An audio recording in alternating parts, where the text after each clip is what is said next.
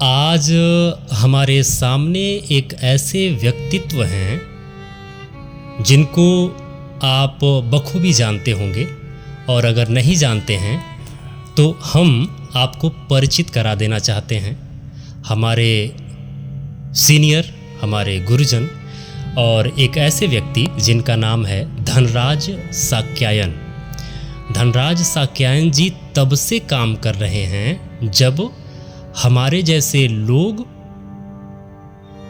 इस मुहिम में नहीं आए थे, या तमाम ऐसे लोग जो मिशन बुद्धमय भारत के लिए या मौर्यों का इतिहास जो बताने का या समझाने का या उजागर करने का जो ये मुहिम है उससे परिचित भी नहीं थे, तब से आप काम कर रहे हैं। आपके द्वारा लिखी गई तमाम ये किताबें आप देखे होंगे। अशोक वाणी ये एक पुस्तक है, और इसके साथ ही आ घर लौट चलें, और इसके साथ यहाँ देखेंगे तो अशोक महान एक मानवतावादी व्यक्तित्व। इन किताबों को आप खूब देखे होंगे स्टॉलों पे, इंटरनेट पे, जगह जगह पे। तो आज मैं परिचित कराता हूँ एक ऐसे व्यक्ति से जो लोगों को यह क्लियर तरीके से बताने में सफल रहे कि मौर्य वंश का असल इतिहास क्या है। हमारे साथ हैं धनराज साक्यायन जी। किस सन से सर अपना प्लीज़ परिचय बताते हुए बाकी आपने किस सन से ये शुरू किया था? हम एक मध्यम वर्गीय किसान परिवार में जन्म हुआ था, और उस समय पढ़ाई बहुत कम स्तर पर होती थी।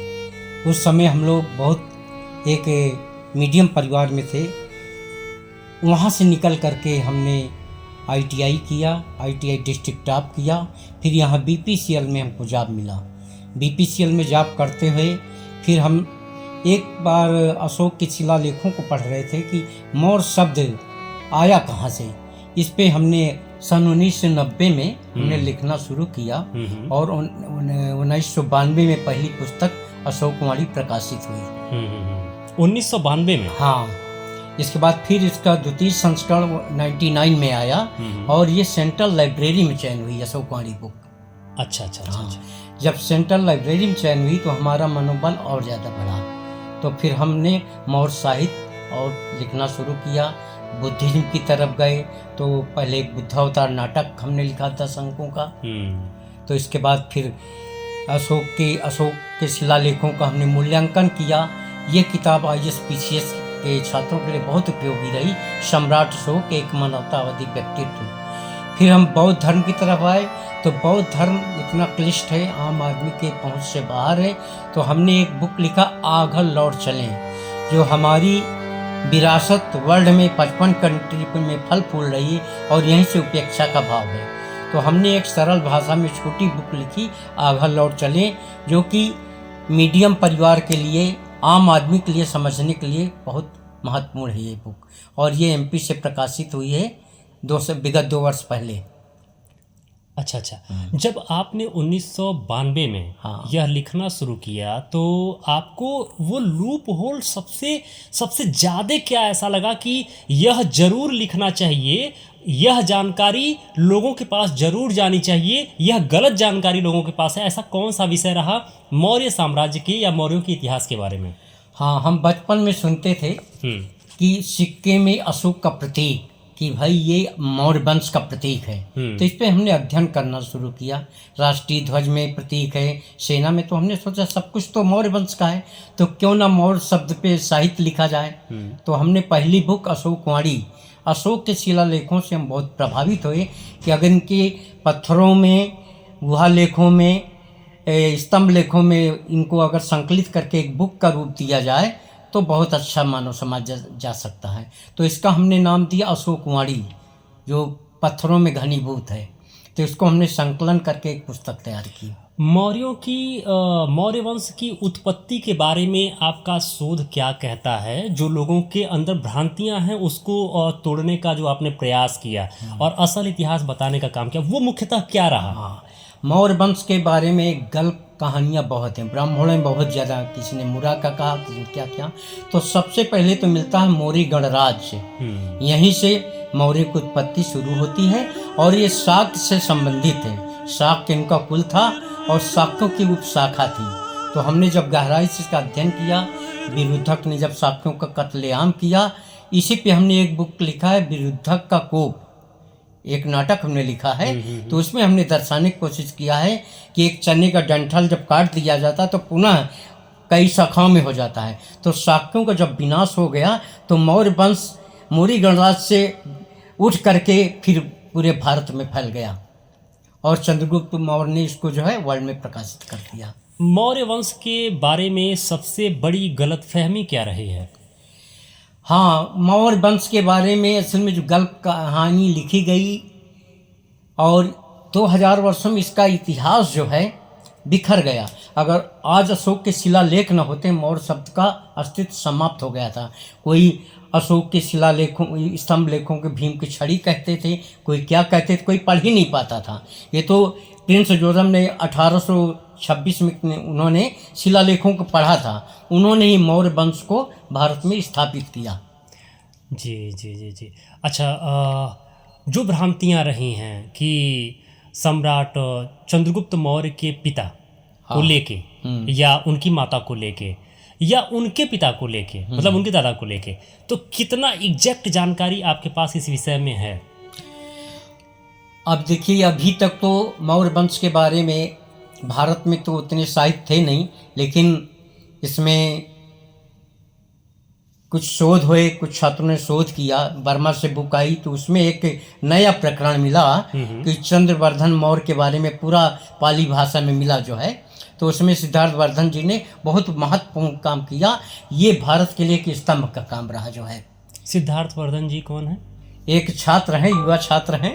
हाँ, तो उनसे मुखाबिले हुए और उनकी हम देखा तो हमने कहा आपकी इस बुक को हम अपने बुक के साथ छापना चाहते हैं। अच्छा अच्छा। हाँ। तो सिद्धार्थ वर्धन जी का ही लेख इस पुस्तक में यहाँ प्रकाशित किया गया है। हाँ, इसमें थोड़ा सा आ घर लौट चले। हाँ, ये इन्होंने दिया है, इतना हमने जोड़ा है इनका ये हाँ, है ना। हाँ, उत्तर विराट। हाँ, इसमें पूरा व्याकरण है। हाँ, ये गाथा, हाँ, ये पुस्तक है। हाँ, इसमें सिद्धार्थ जी का हाँ, जो रिसर्च है वो प्रकाशित है। और इसमें एक भूमिका में भी हमने दिया है। जी जी जी।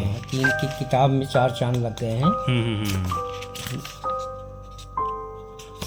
जी जी जी। तो हाँ, ठीक है सर। हम अगर ये देखें तो आप अपने शब्दों में कहिए। मैं तो बहुत बार दर्शकों से कहा हूँ, हम तो यही कहना चाहते हैं। सम्राट चंद्रगुप्त मौर्य के पिता कौन थे? चंद्रवर्धन मौर्य। चंद्रवर्धन मौर्य। उनका साम्राज्य, उनका जो राज्य था वो कहाँ था? उनका मौर्य गणराज्य में था। मौर्य गणराज्य वर्तमान में कहाँ पे है? ये क्या कहते हैं, गोरखपुर से राजधानी गांव है 15 किलोमीटर पे। वहीं पे एक स्तूप मिलता है प्रमाणिक रूप में, वहीं पे है। तो आप भी वही चीज कह रहे हैं जो पिछले 14 साल से मैं कह रहा हूँ। हाँ, क्योंकि मैं वहाँ गया हूँ, देखा हूँ, 2 शिलालेखों को वहाँ देखा था।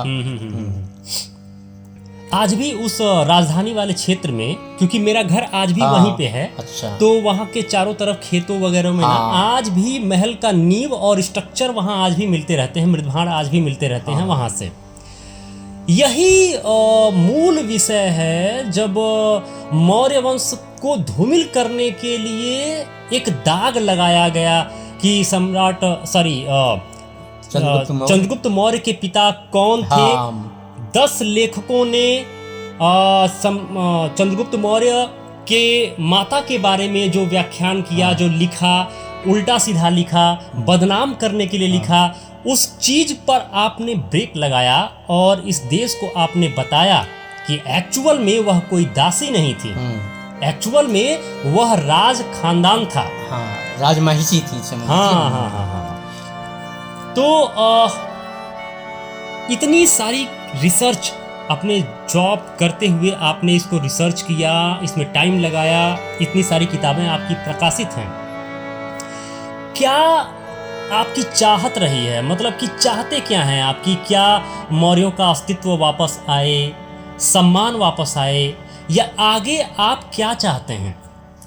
देखिए, मानव समाज को जीवित रखने की संजीवनी बूटी पूर्वजों का इतिहास होता है। इतिहास को हम पढ़ करके उसके अनुकूल चलने की कोशिश करते हैं या बनने की कोशिश करते हैं, प्रेरणा लेते हैं।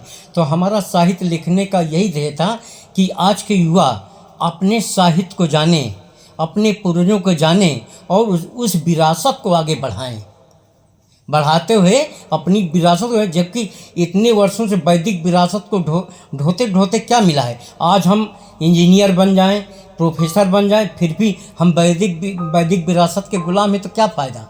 हमको अपनी विरासत को जानना होगा, समझ लीजिए। इसीलिए इन साहित्य को लिखने का हमारा प्रमुख श्रेय था।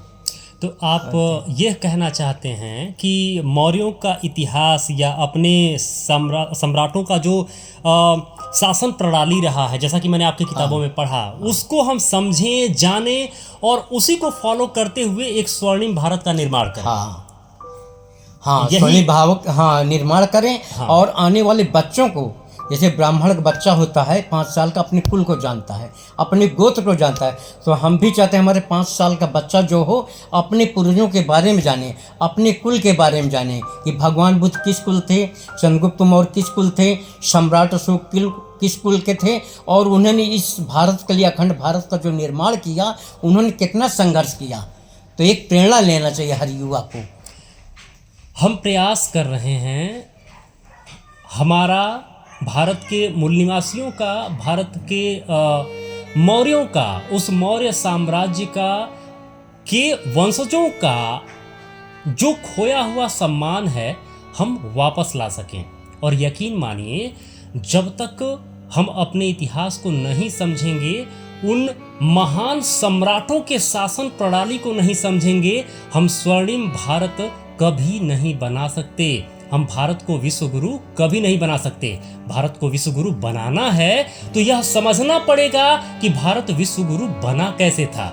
उसी तरफ हमको चलना होगा और उन्हीं प्रक्रियाओं को दोहराना होगा, तभी भारत विश्व गुरु बनेगा। अन्यथा खुद के मुंह से मिट्ठू बनने का सिलसिला तो फिलहाल जारी ही है। हम इसी प्रयास में हैं। हम न्यूज़ चैनल के मार्फत या न्यूज़ 7 भारत के मार्फत लगातार 14 सालों से लगे हुए हैं। सर लगातार अपनी पुस्तकों के माध्यम से लगे हुए हैं। हम सभी जो प्रयास कर सकते हैं करें और भारत को फिर से विश्व गुरु बनाने का प्रयास करें।